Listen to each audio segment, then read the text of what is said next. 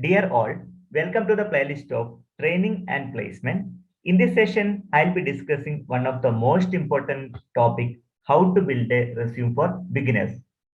All of you know that the resume is very much important. It is not an easy task to build a resume. We used to copy paste the resume from different sources, but that is not the right way. I have collected some information related to how to make the resume for beginners. It will be helpful for BE, MTech, ME, diploma, and all other degree students also. Okay, anyway, placement is very important. So it is one of the important thing which I would like to discuss regarding training and placement. That is resume building.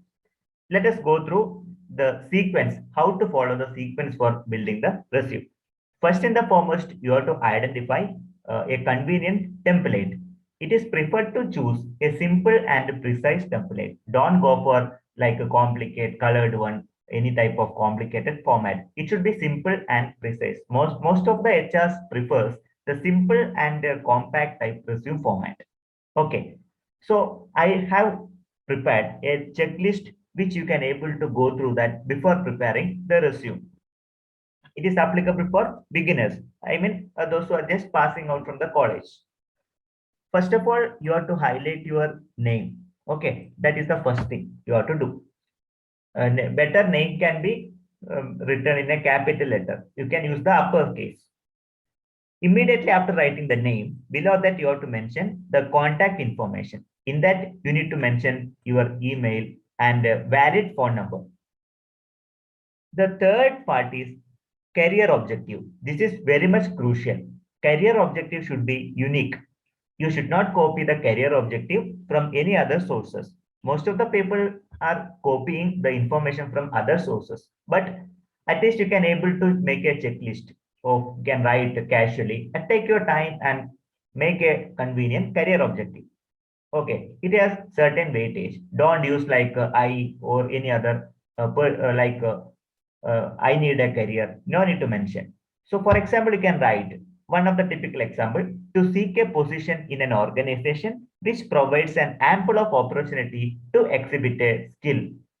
Likewise, you can able to mention. So, better you can write by your own, frame it properly. It should be simple. Suppose if you have been called for an interview, you need to recall the same information which you have written over there. Okay, so your resume that should be reflected in your mind. Same thing need to be explained whenever you have been called for an interview. That point you have to keep in your mind.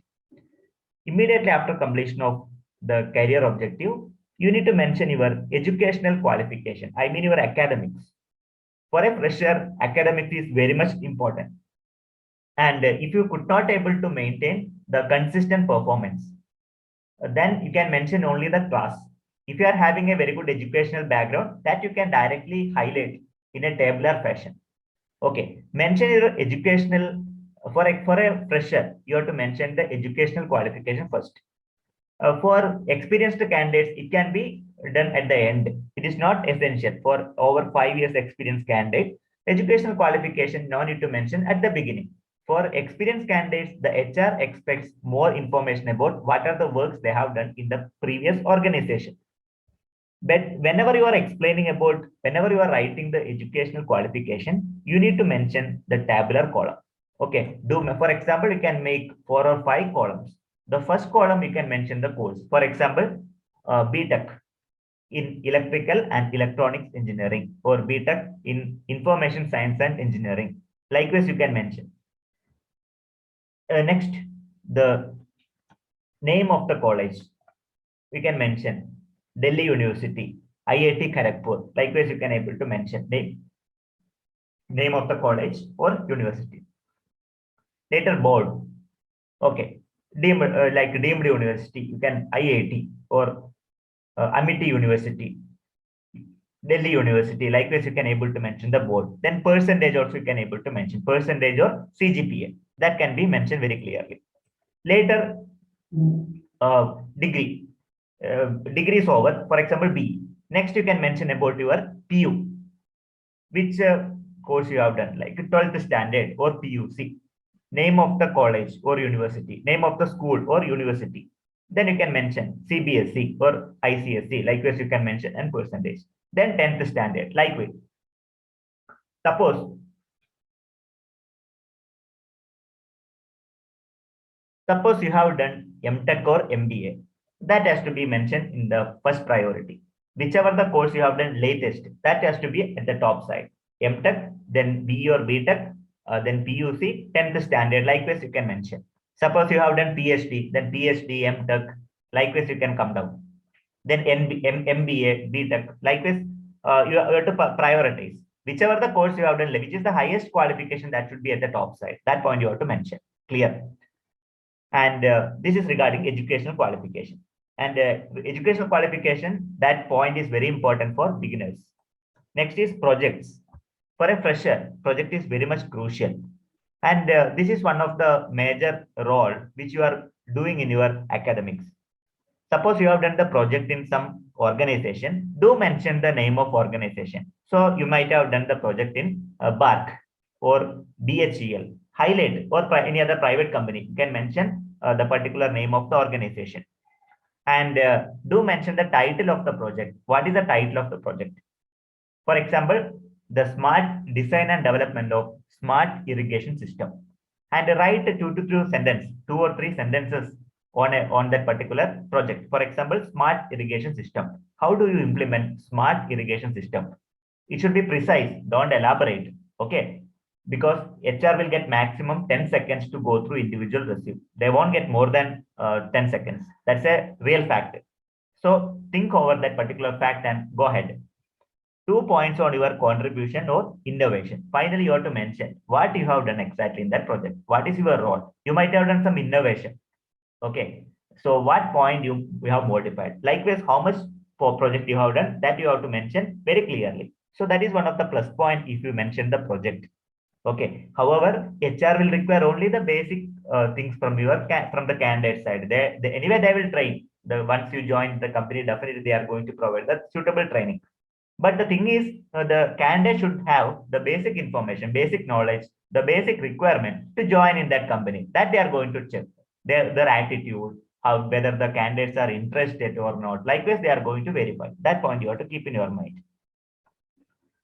Next, I will be discussing about one of the important point, that is professional proficiency. For experienced candidates, you can mention it as experience. Now I am talking about only the freshers. And during your academics, you will be learning some software like MS Office, then MS Word. For engineering students, electrical science, you will be learning MATLAB, PSCAD. That has to be mentioned very clearly. And you will be learning the languages, programming languages like C, C++. That has to be mentioned. Okay, you should have a basics. Whenever you have been called for an interview, definitely you can expect some basic questions. And your communication skills, and you might have attended different conferences, and do mention about leadership skills if you are a good leader, and mention the awards and certifications. Have you undergone any internship, and whether you have received any certificate? Then have you made any projects, and which is sent for the patents? Everything you have to mention, and do take care about the documents also. Whatever the things you are highlighting over there, you should have a sufficient proof. Once they are demanded, you should produce the proof. Then publications, then social media skills, project management skills, everything you have to mention. That is belong to professional proficiency. You can write it experience, but experience, it is preferred for those who had previous year experience. But I'm talking about majorly the beginners or freshers. Later, you can mention about achievements. What are the extracurricular activities you had? And some candidates might have scored or might have obtained some achievements through their hobbies and interest. And some candidates, they are a good technical writers. They used to publish different type of technical write-up in the different websites. Somebody is very good at coding competition. They might have secured prize in different competitions. Then somebody got some awards in hackathon and ideathon, different hackathon and ideathon. Everything you have to mention very clearly. Don't forget to produce the proof. And some candidates, they used to maintain the blog and YouTube channel. All those things are the achievements that has to be presented in a better manner. Okay. After achievements, do mention the personal skills. And you can state you are a quick learner, leader, you are a good leader, and you are also a good listener. Likewise, you can mention. But when they call for interview, when HR call for the interview, you should show these criteria. All things are connected. Okay, so don't simply fake whatever the things which are really you have to highlight. They require a genuine person. And also at the end, you need to mention the personal skill. In that, you can mention date of birth, address, then language proficiency. What are the languages you can able to read, write, speak? Likewise, you can mention. Then LinkedIn account nowadays it is preferable. Okay, don't mention the FB account. Normally, the company people are preferring LinkedIn or Twitter account. Then if you are having the Skype ID, do mention. And if you are looking for a job in abroad, do mention the visa expiry date of visa details, all those things. That is also will be helpful for fetch the job. And these are the sequence. I think you have understood how about the sequence, how to maintain it properly. Okay. And you can follow whenever you are preparing the resume, you can follow up this checklist. Next, I would like to discuss about what are the things you need to do for preparing the resume. The thing is, you have to conclude your resume within a single page. Don't take more than single page. Okay, at the maximum 2 pages. That's a worst condition. So try to conclude your resume with the single page only. And maintain the proper alignment that you have to take care. Okay, and mostly if you are drawing a table, you have to mention left justification so that the information will be captured by the HR member whenever they are going to going through the resume. Be specific for your achievements. You should be honest, don't fake. Whatever the information you are clearly mentioning in the resume, that should be true. And with your knowledge also. Maintain the documentation. That is very important. Suppose if HR demanded to produce the documents which you stated in resume, you are supposed to show the particular documents. That's very important. Then objective should be written in a professional manner. Okay. Whatever the career objective you are writing, that should be professional manner. It should be unique. That I already explained. Resume should be concluded with a personal information. Again, declaration is not required. In the olden days, we used to mention the declaration.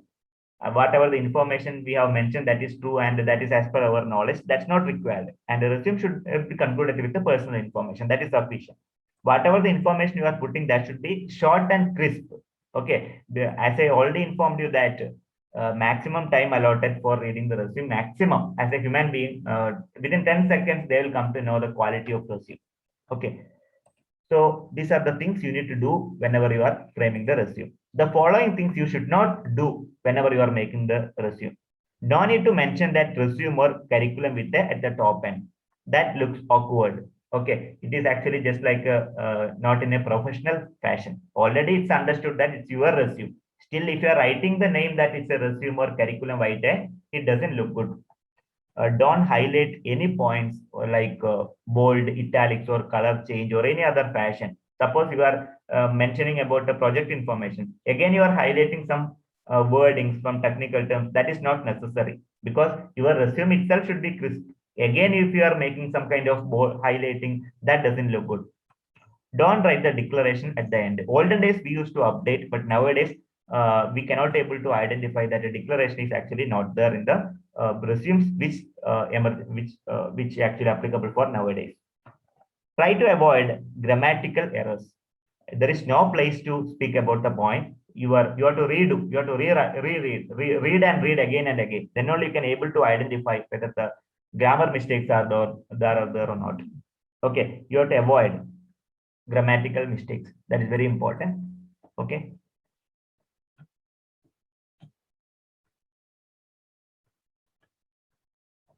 So in this session, I have discussed what are the different points to be considered for writing the resume. These are the few information. I hope the information is very clear to you and this may be helpful for writing the resume. This is typically for freshers.